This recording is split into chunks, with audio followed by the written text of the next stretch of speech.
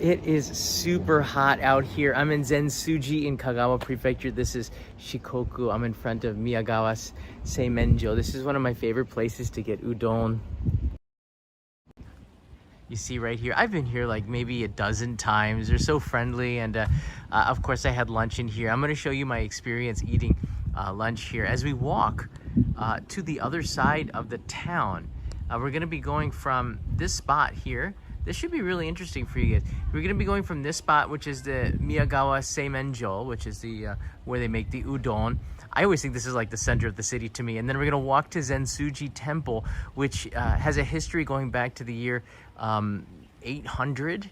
I think it's 1,250 years they've been celebrating it. So there's a lot of history in this town. This is also where there's a lot of akiya, and I introduced you to Daryl, who owns an akiya.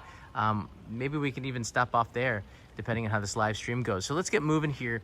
As I'm walking, there's some places here that are not so interesting to see, and I'm gonna be showing you a video as we walk across here. There's like a hospital parking lot that just takes over the entire area. So get ready for about a 30-minute live stream. There's some super hot weather right now. All right, it says here it's 31 in Kagawa. All right, there's an excessive heat warning. I already feel it. I know it says 31. It's probably closer to 35 right now. I have to be honest with you, just radiating heat off of the asphalt, maybe even a little bit hotter. And there's very few clouds in the sky, so I'm gonna be careful. We're gonna do some convenience store stops here. Japanese summer is nothing to joke about. It is really hot here. Hey, Brett, just Studios in the house. Nice to see you. There's a bunch of vending machines on the way on this walk too, which is really good. I'm gonna cross the street. We're gonna cross the parking lot, but let me show you what my experience was. Udon. If you don't know what udon is, it's U-D-O-N. We say udon here in Japanese. Udon noodles. It's really thick noodles. They're the best here in the Sanuki region of Japan, which is Kagawa, which is Zentsuji, which is where I just went here, one of the places. There's hundreds and hundreds of places.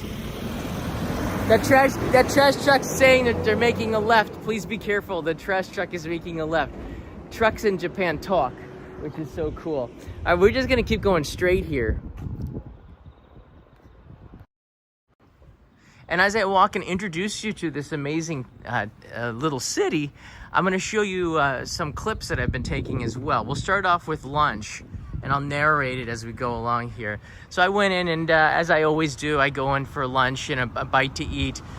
This is such a simple place to eat as well. You have to kind of know how to do it. So you just enter, you go in, you pick a bowl. There's a big bowl, that means you're gonna get extra large noodles, and then I'm just gonna get a small noodles because this is my breakfast.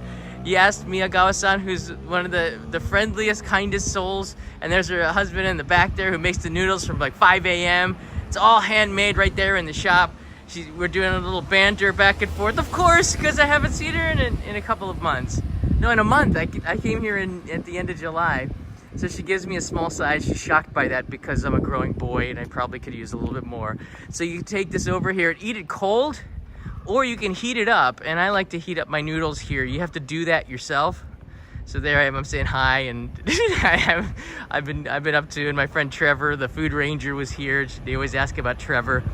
So you go in here and you kind of have to heat up the noodles yourself. Nobody really tells you this kind of stuff. So you have to know, this is what makes it a really local, amazing restaurant to go in and eat. But it's like, the noodles are so fresh. It was just made a couple hours ago. It's so good. Now you see the tempura spread there. The tempura is amazing. It's just on the right side, they're actually breading it and deep frying it. So these are all fresh. They're all gonna be gone in a couple of hours because the lunch rush comes, and there's a line out the door. It's absolutely insane here. You can also grate your own ginger.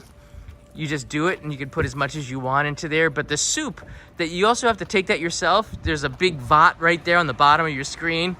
I took a little bit of sauce there, and what do we get here? I got a chikuwa tempura, that one right there, which is like a fish stick, which is so good.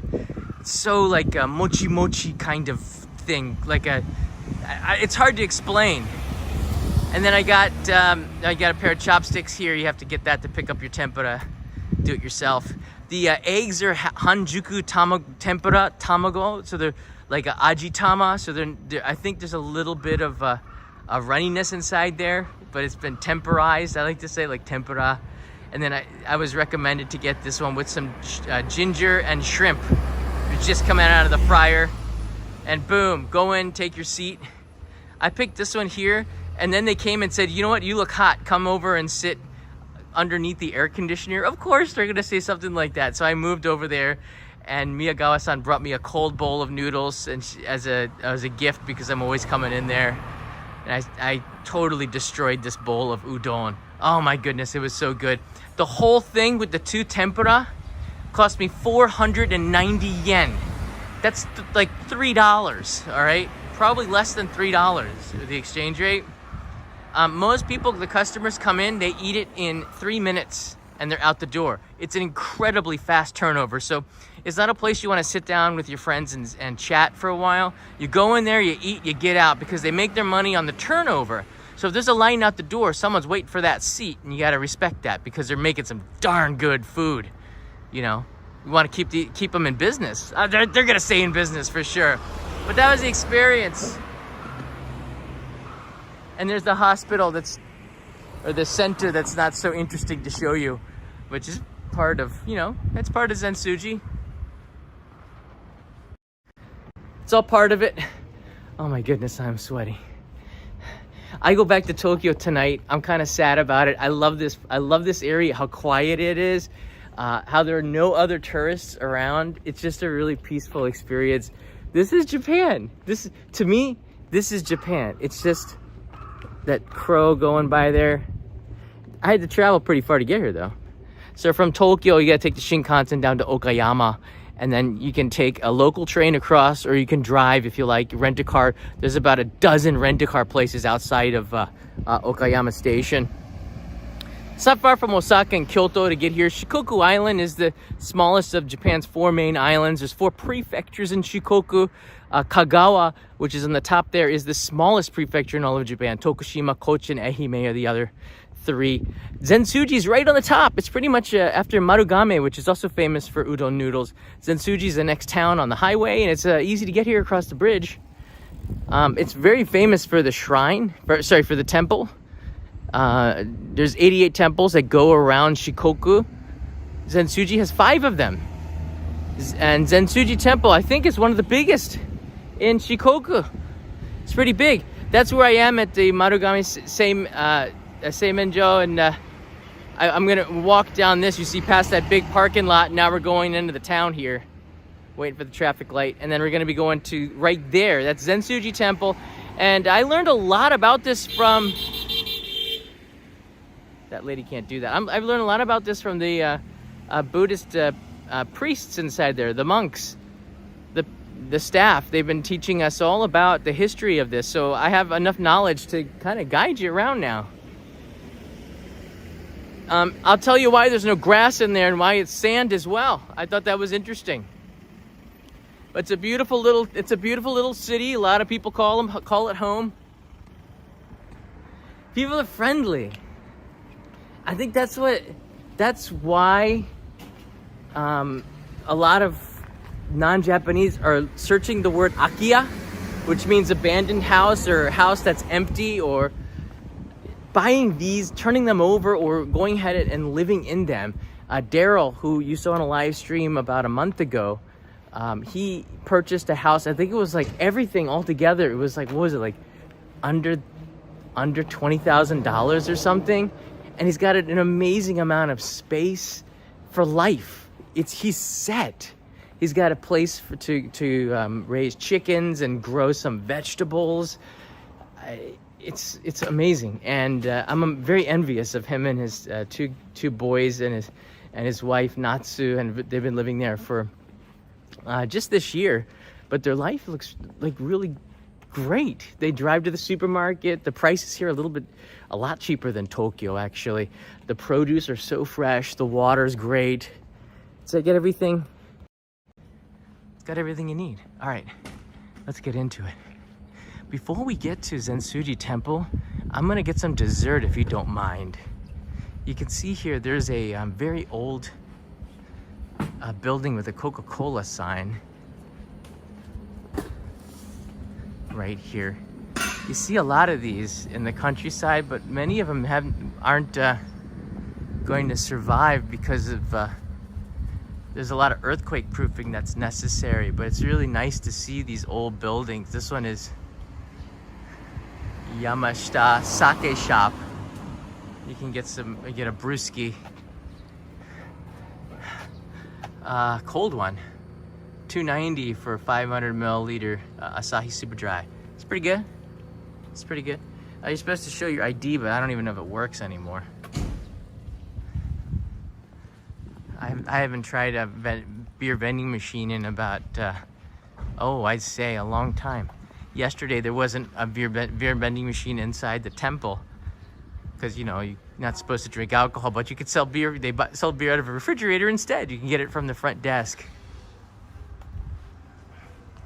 This trip has been really cool, except for the heat, and then in that sense it's been really hot. This morning we went out with one of the monks here at the Buddhist temple where we're staying, because we're doing a shukubo stay, which is staying at a Buddhist temple. And he took us around a hill, which is a mini, the hill is a mini 88 shrines. And you can walk in. It takes about, I don't know, like 35, 40 minutes to walk around the hill. But it has markers for the 88 shrines that you could go and see. I thought that was really interesting. This one is the Zentsuji marker. Zentsuji is marker number 75. But, you know, I asked about that. Do the numbers actually matter? Do you have to start at number 1? And he told me, no, there's 88 temples. People usually take 3 months to walk the over 1,000 kilometers around Shikoku Island, and you don't have to start at any particular number to do the shrine, the 88 temple walk. But I have, this is a slice of everyday life here in Japan, isn't it? It's quiet. Look at that, they're selling some art here.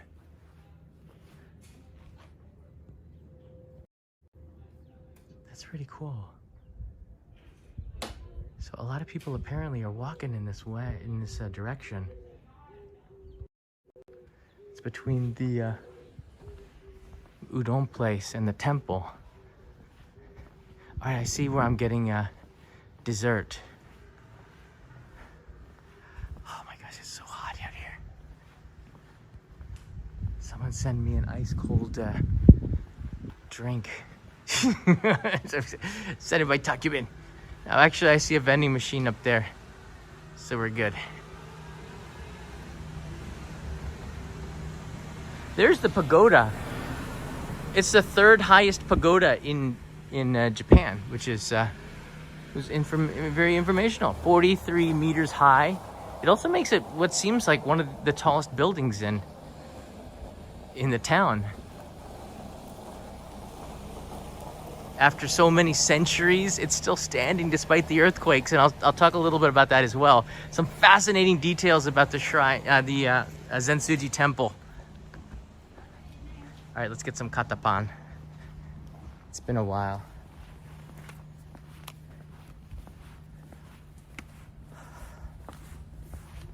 Konnichiwa. Konnichiwa. 一番 100g お願いします。暑いですね。暑い。お、大丸パン。はい、これ100です。はい。入れとくね。はい。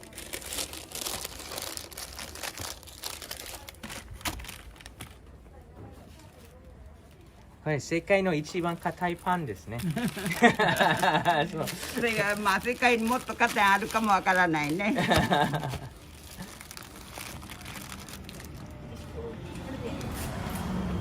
はい、どうぞ。はい、もう。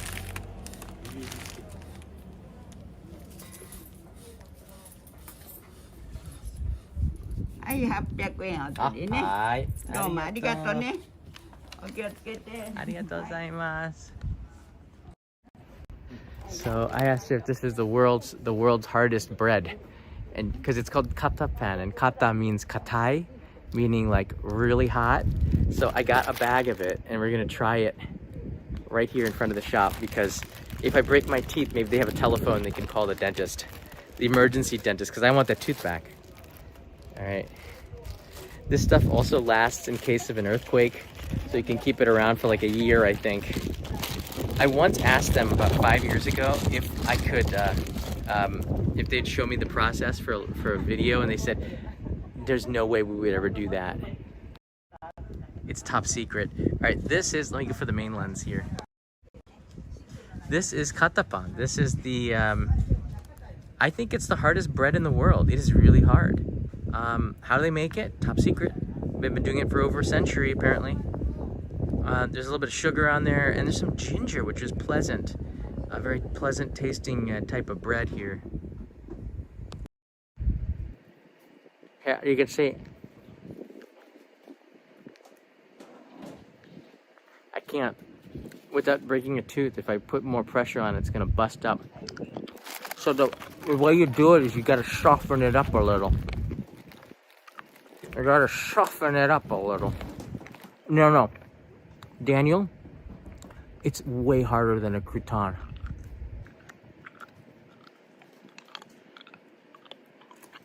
Dentist's worst nightmare.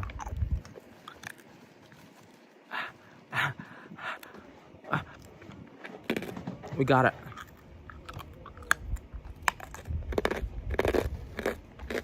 We got it. I got a good set of choppers. 100 grams, or 100 grams is 200 yen. That's what I got here. Wait, there's more. Oh. My gosh. There's a vending machine over there. So it's katapan. It's one of my favorite. Is this a bakery? Could you call it? Could you call this a bakery? I don't know. We're getting close to the temple. In fact, I think we're basically here. But you can feel the history. Again, this town, Zentsuji, really goes back many centuries. I think some of you might know the story of Kobo Daishi, the Kukai. He's the founder of one of the sects of Buddhism here. Amazing story. Oh, here we are. So we are here at the temple. All right, let's get a drink.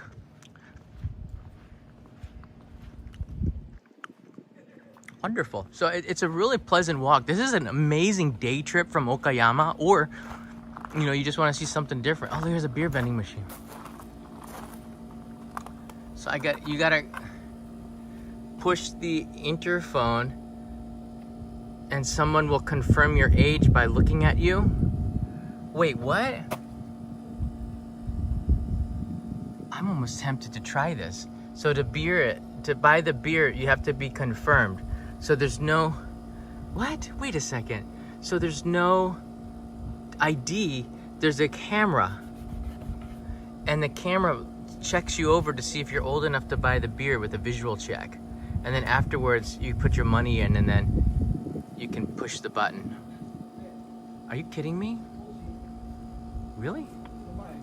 That's one way to do it. So there's a manual check. I'm not gonna buy it, but there's no Apple Pay. That's funny. That's so funny. There's Mugi Cha. See, I don't like the lemon one, because I don't like the chemical lemon. Of course, it's not real lemon, right? It's not real. Yuzu. I don't want any sugar.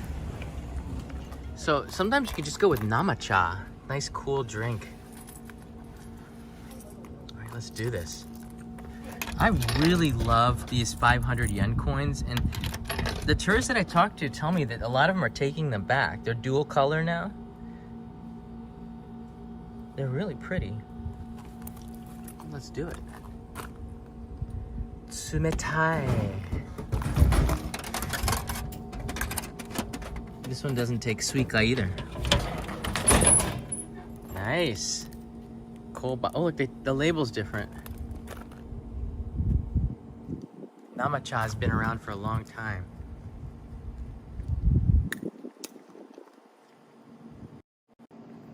You know, Coca-Cola seems to change their brand for green tea all the time. Not kidding, they stick with Namacha. It's been like that for ages. Ah, it's so good. Thanks guys for the super chats. I appreciate it very much. Keeping me hydrated.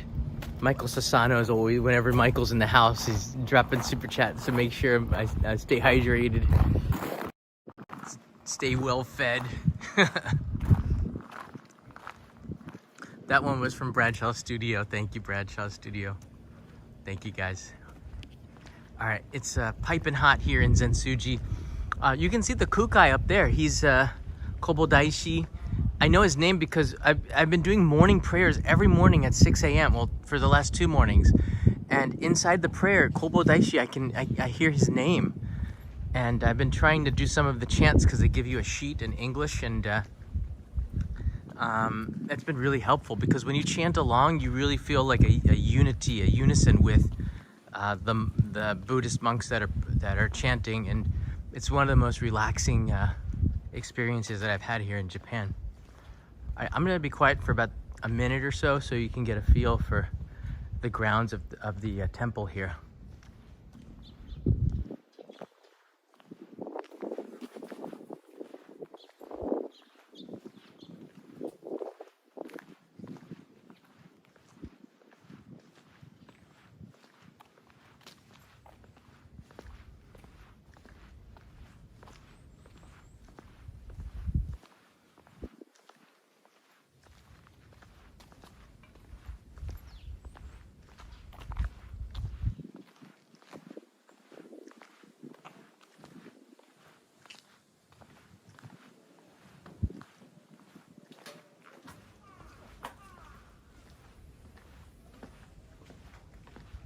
Thank you, David Kimura. It's nice to see you here. All right, so here we are. One of the things that I learned about Zentsuji Temple and why the ground is like the way it is because they haven't changed it since the time that Kobodaishi was here. This is the way it was back then, and they don't want to change a thing. So a lot of the things around here have not changed. In fact, the morning prayer that I attended, they've been doing it 365 days a year, nonstop, for over 1,250 years. So that's the kind of dedication people have. It's really hardcore stuff, but it's also fun. And one of the monks that I said is like, look, Buddhism is the best religion because it's the most fun. And I said, really? Okay, well, when you put it like that. Oh, there he is over there. One of the head monks. There's some debate whether or not if it's a head priest or a head abbot. Not sure. This pagoda is 43 meters high. It is the 3rd highest in Japan, and it's still standing. Apparently, there around it, there's some very ominous looking figures that represent the 108 desires that is part of Buddhism in there that make you go bad. Sarah, thank you, Sarah. So I actually went inside of here yesterday, and I want to show you a little bit from inside. Let's see if I have that scene. Oh yeah. So this is it here. That's from another view. That's like the pagodas are just incredible.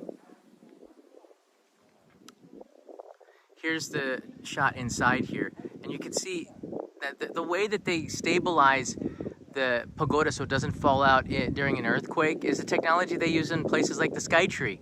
Inside there is a shimbarashi, I think that's what they called. Shimbarashi.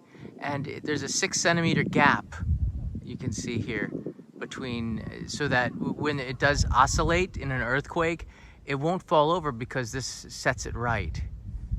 It has to be a really strong earthquake to knock it down, but it stays upright pretty good. I thought this, like, the things that they thought about back then is really fascinating to me.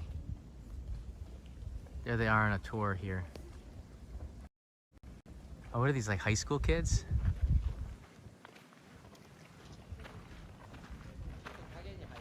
Yeah, these are just kids. They're learning about it.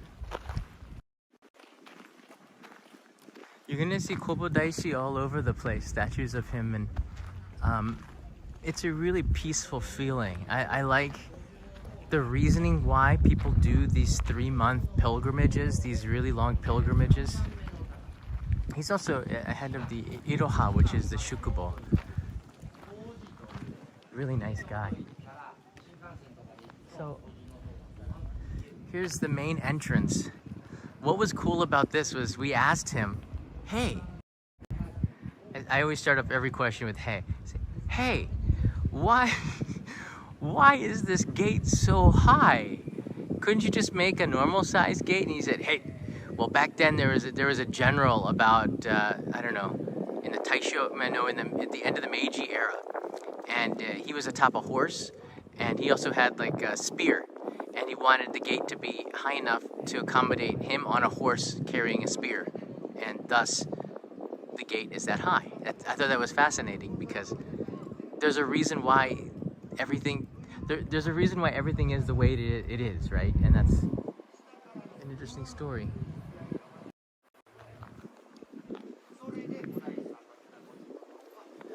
Over on this side, we walked past it when we entered in here, but there's some amazing trees, and you all know I'm kind of a tree hugger. You know, I'm not into this green revolution and all this other stuff too much, but I am in protecting the trees, which makes me sort of. And this tree right here is over 1,300 years old. It was here before Kobodaishi, the Kukai, which is crazy. It's a power spot. They said here, he told me yesterday, this is really crazy. This power spot is too powerful. So he said there are a bunch of people doing yoga. I guess people could come here and just do yoga. They're doing yoga right here. And he said that after a while, people were complaining of having too much power or of feeling it. So they had to stop the yoga, and they said, you know, this is a superpower spot. So there's some power spots, and then there's superpowers, and you kind of get it. This thing is massive. This tree has been around before like the Dark Ages. It's a mega tree. I should rename this live stream Udon Restaurant to Mega Tree, because it's been alive as long as, like, I don't know, since they've been keeping records.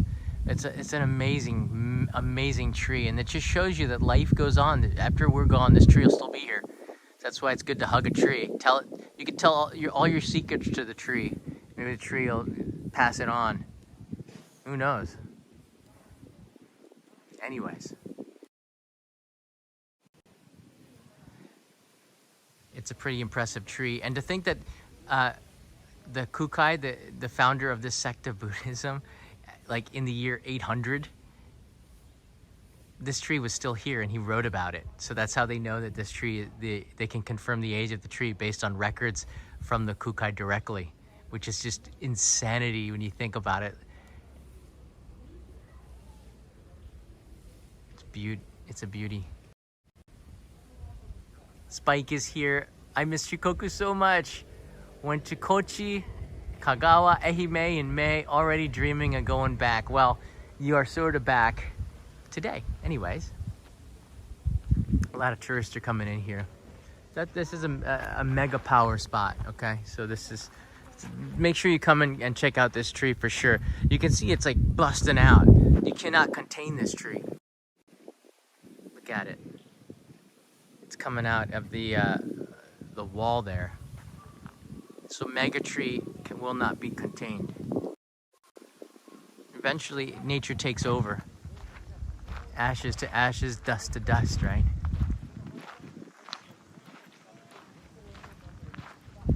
So it's a really impressive place. Again, if you're doing the pilgrimage for I don't know, most people take about 3 months. You don't have to do it all in one spot, at one time. But in this kind of a heat, it is really insane to be doing doing a pilgrimage. You'll see a lot of people at the end of winter start it, and you can go around in a tent and camp at Michi no Ekis. There's places where you can take a bath. It's amazing. Shikoku has made this really easy. There's places that are really affordable, just a few dollars a night that you could go and get a cot, continue on in the morning. There's tons of places to eat, but whenever you're lost in life, and this is kind of, you don't have to look at me when I say this. I'm not a power spot, unlike the surroundings around me, but whenever you're lost in life, you're not sure, what's going on. Everything seems down. Everything's going in a bad direction. There's a lot of people that will go on these kinds of pilgrimages and just stop and reset. And that's what this sort of does. You don't have to be Buddhist in order to do the pilgrimage, to go around, I don't think. You just have to be adventurous and be willing to lose yourself in a mission of walking around an island, visiting all 88 of the temples. And by the end of it, I think you would have accomplished something that's really great. In a way, it kind of reminds me of the Appalachian Trail, those that are hiking on the northeast down to the south in the United States. That's quite an undertaking. It probably takes years, but for Japan, this would be something similar to that. And I can't promise that I'm going to do it one day, but I certainly, that's one of the things that I would love to do while I'm in Japan. This temple is temple number 75 of the 88, but it does not matter if you start at number 75 or if you start at number 36 or whatnot. It's all up to you.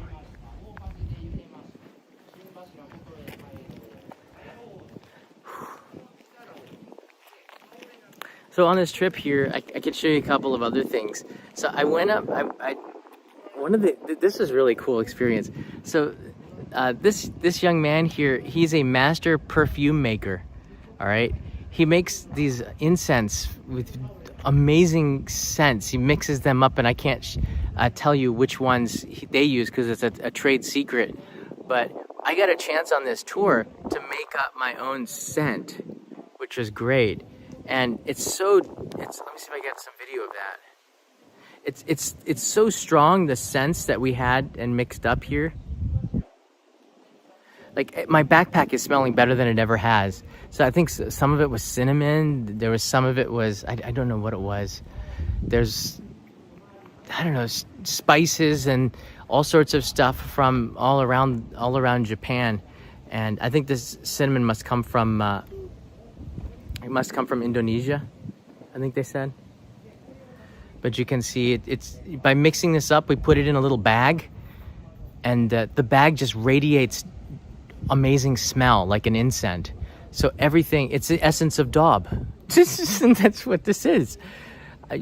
People could sell something like this. So you come up with your own scent, and it becomes, I guess you could trademark it. I don't know. So I guess some people have done something like that. But it's really fascinating, isn't it, to see, to mix it up. I don't even know what a lot of this stuff is. All I know is that it smells real good. It smells real good.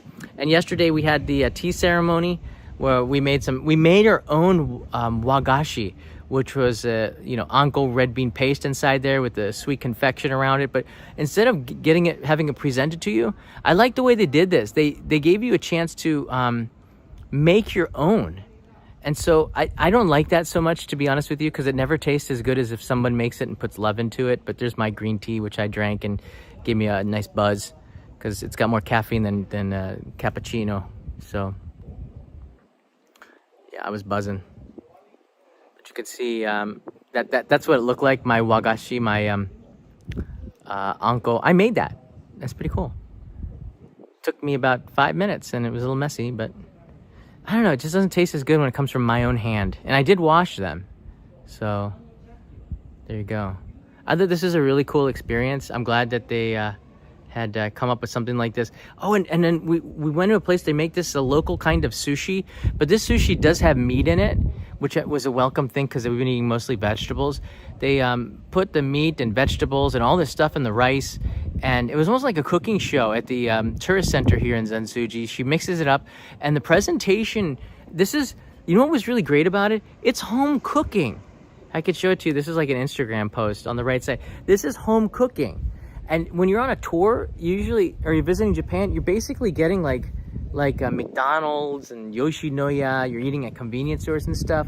This was home cooking, and it was really amazing because, I mean, it wasn't as good as Kanai's food, because she might be watching, but it was really amazing. And I think you can feel and taste love in food if it's home cooked. I think a lot of you might comprehend what I'm trying to say here. Just the presentation of it is amazing, right? So now my wife doesn't make the food look exactly like that, but she does a really good job. So I was impressed. It's the little details here. And here's a view of Zentsuji. This is a good image to leave you with. This is the city. It's pretty flat in there, except for these popcorn-looking hills that just are gumdrop-looking hills. There's a Great Seto Bridge that I drive across every now and then from this point. One of the temples is up on a hill. Look at that. That's a long bridge cut across to get to Shikoku. And they have a lot of these waterways, which are reservoirs, because they've had droughts in the past. So these reservoirs often are ancient.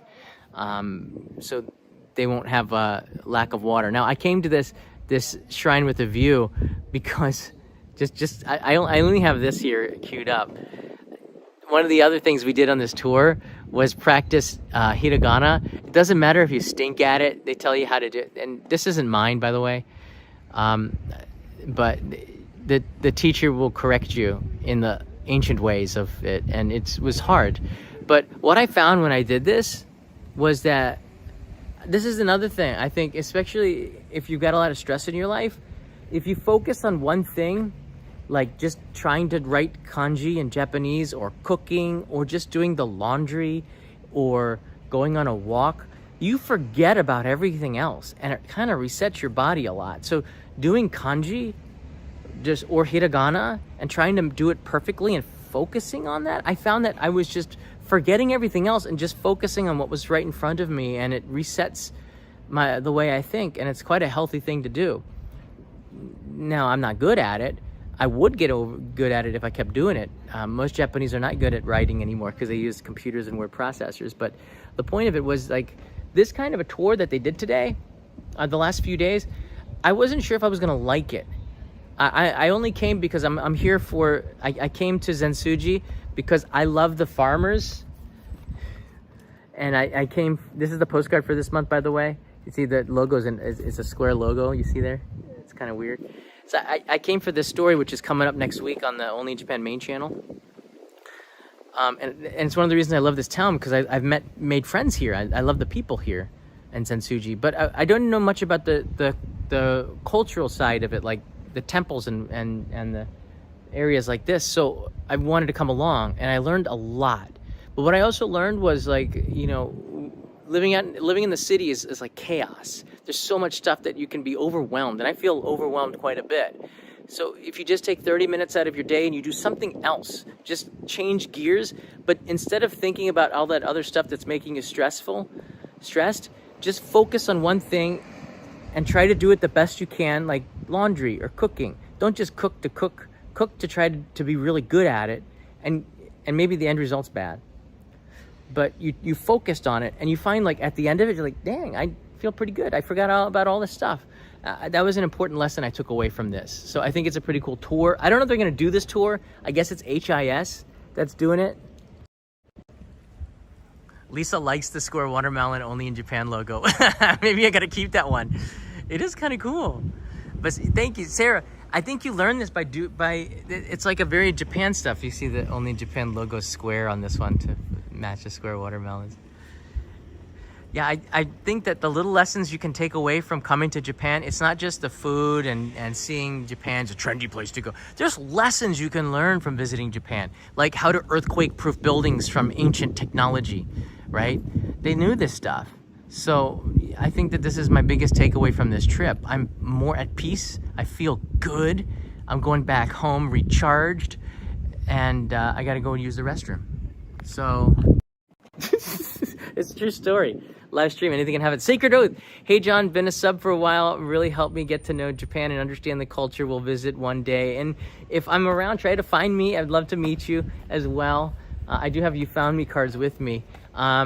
Anyways, I gotta go meet up the rest of the team. They're making some kind of artist stuff. I even made a mask for Leo. Let me see if I have it. It's a super creepy mask though. I don't know.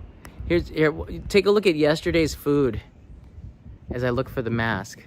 Can I do that? Yeah, look for the mask. You look at this. This is yesterday's live. Oh, not this one. Yesterday's live stream. I ate so much food. Here, this is the dishes that we had. You can see this in the live stream from last night. If you haven't already, it's really amazing. Shojin yori is no meat. What happened? It stopped there. No meat. There's the edamame. There's some spinach in there. Somen noodles with kind of a potato in there. There's a drink for the palate. That's a nabe that we had in here. All of this stuff non-meat. What was really crazy was that sashimi, it looked like maguro, but it was really just like a gelatinous substance right there. You see? That's not maguro, but they make it look like maguro, and you kind of feel, yeah, maybe I kind of ate maguro, but in the end it was just a gelatinous dish, yeah, which was good, actually. That's Japanese cuisine. It's all really creative. And here's the mask that I made. It's a little creepy. You see kids were making it. This one's going to Leo. That's gold on there. I don't know if he's gonna be. That's a tengu, so it's slightly creepy, slightly. But the cool thing about the trip was you got to do arts and crafts. And while I was making the mask, again, one of those things that completely erased my mind, and I was just focused on painting a creepy mask, which was so cool. And I get to take it home and wear it, run around the house and scare my son. All right, everybody, I will see you in another live stream really soon. I probably will put together some of this information from this tour and share it with you. I don't know if this is something you want to do. It's a really convenient from Okayama to get to Zentsuji. And again, like, I love this place. I'm guaranteed to be back again. But there you go. Come here for the udon, stay for the culture. How about that? Look at that telephone booth. Stay for the culture. That's telephone booth. All right, mata ne. Thanks for watching, guys. That's really cool. You don't see them too often. It's like a slate. They even have a phone book. Look how thin the phone book is. Oh my.